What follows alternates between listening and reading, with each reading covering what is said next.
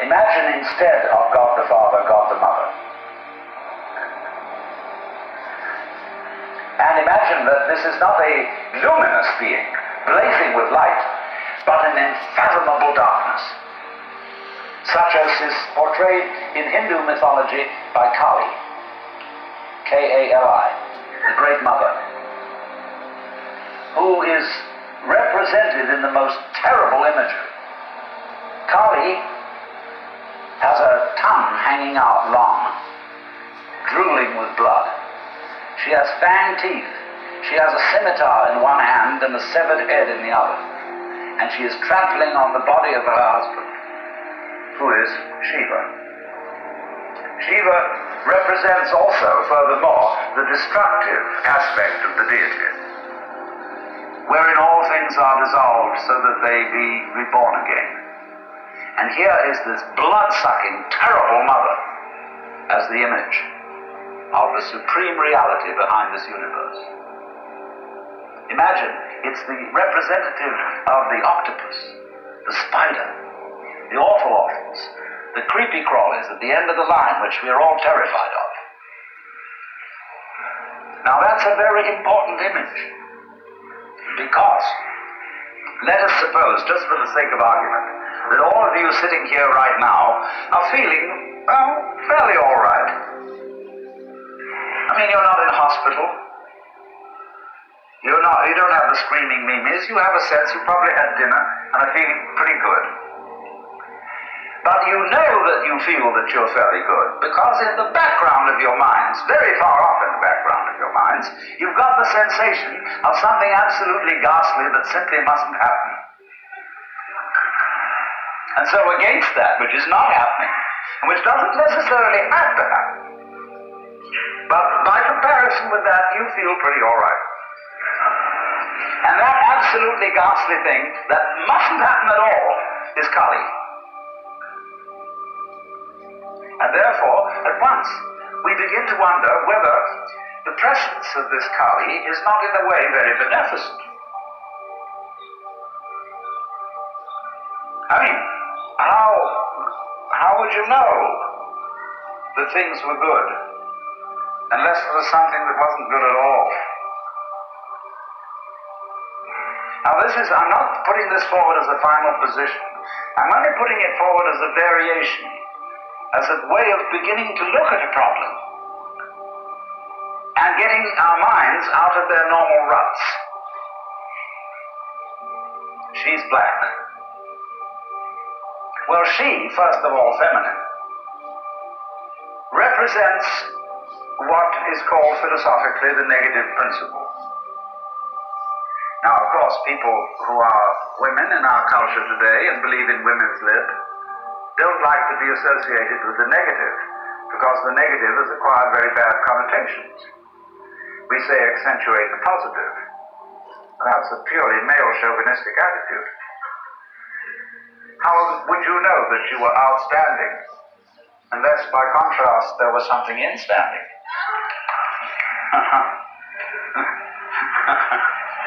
You cannot appreciate the convex without the concave. You cannot appreciate the firm without the yielding. And therefore the so-called negativity of the feminine principle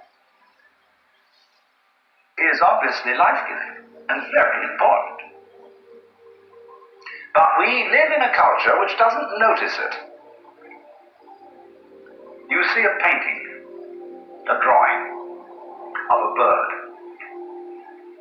and you don't notice the white paper underneath it. You see a printed book, and you think that what is important is the printing, and the page doesn't matter. And yet, if you reconsider the whole thing, how could there be visible printing without the page underlying it? What is called substance, that which stands underneath, underneath, stands. To be substantial is to be underlying, to be the support, to be the foundation of the world. And of course, this is the great function of the feminine, to be the substance. And therefore, the feminine is represented by space, which is of course black at night. But were it not for black and empty space, there would be no possibility whatsoever of seeing the stars. Stars shine out of space, and astronomers, very high-powered astronomers, are beginning to realize that stars are a function of space. Now that's difficult for our common sense, because we think that space is simply inert nothingness. But we don't realize that space is completely basic to everything. It's like your consciousness. Nobody can imagine what consciousness is. It's the most elusive, whatever it is, that there is at all, because it's the background of everything else that we know. Therefore, we don't really pay much attention to it. We pay attention to the things within the field of consciousness, to the outlines, to the objects, to the so-called things that are in the field of vision, the sounds that are in the field of hearing, and so forth. But what it is, that ever it is, that embraces all that, we don't pay much attention to it. We can't even think about it. It's like trying to look at your head. You know, you try to look at your head, and what do you find? You don't even find a black blob in the middle of things. You just don't find anything. And yet that is that out of which you see, just as space is that out of which the stars shine. So there's something very queer about all this. That which you can't put your finger on, that which always escapes you, that which is completely elusive, the blank, seems to be absolutely necessary for there to be anything whatsoever. Now let's take this further. KΔLI also is the principle of death, because she carries a scimitar in one hand and a severed head in the other. Death. This is tremendously important to think about. We put it off. Death is swept under the carpet in our culture. In the hospital, they try to keep you alive as long as possible in utter desperation. They won't tell you that you're going to die. When their relatives have to be informed that it's a hopeless case, they say, don't tell this to the patient. And all the relatives come around with hollow grins and say, well, he'll be all right in about a month, and then we'll go and have a holiday somewhere and sit by the sea and listen to the birds and whatnot. And the dying person knows that this is mockery. Well, of course, we've made death howl with all kinds of ghouls. We've invented dreadful afterlives. I mean, the Christian version of heaven is as abominable as the Christian version of hell.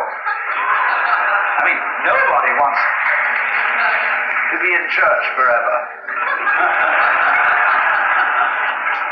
Children are absolutely horrified when they hear these hymns which say, prostrate before thy throne to lie and gaze on thee.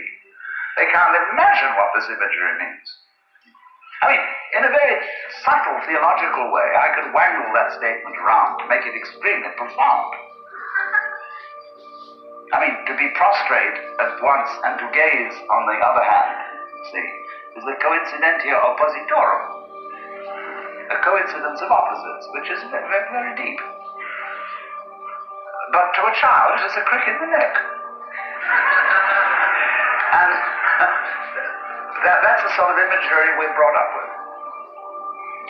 So the idea of what might happen after death, well, you're going to be faced with your judge, the one who knows all about you. This is Big Papa, who knows you were a naughty boy and a very naughty girl, especially girl, from the beginning of things.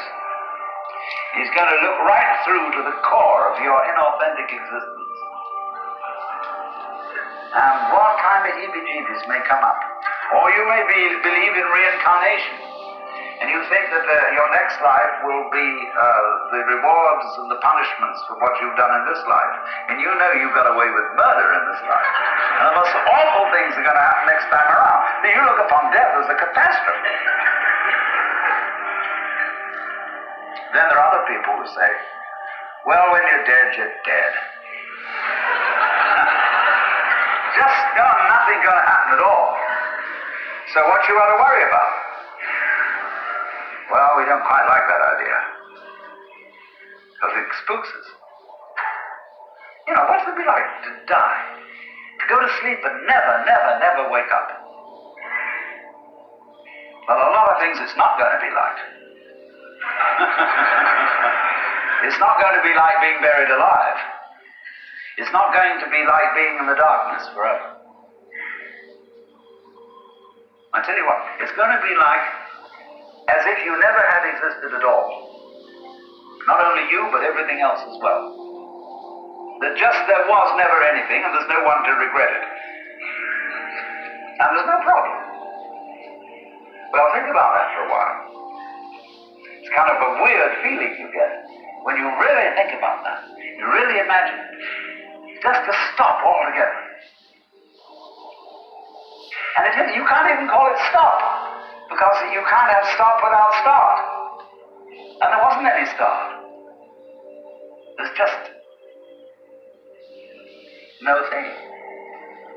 Well, then you come to think of it, that's the way it was before you were born. I mean, if you go back in memory, as far as you can go, you get to the same place. As you go forward in your anticipation of the future as to what it's going to be like to be dead.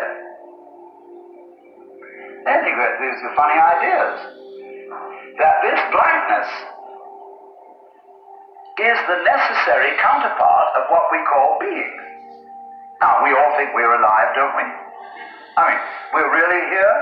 That there is something called existence? You know, the existentialists, Dasein, thrownness, you know, here we are. But how could you be experiencing that as a reality unless you had once been dead? What gives us any ghost of a notion that we're here, except by contrast with the fact that we once weren't? And later on won't be. But this thing is a cycle, like positive and negative poles in electricity. So this then is the value of the symbolism of she is black. She, the womb principle, the receptive, the instanding, the void.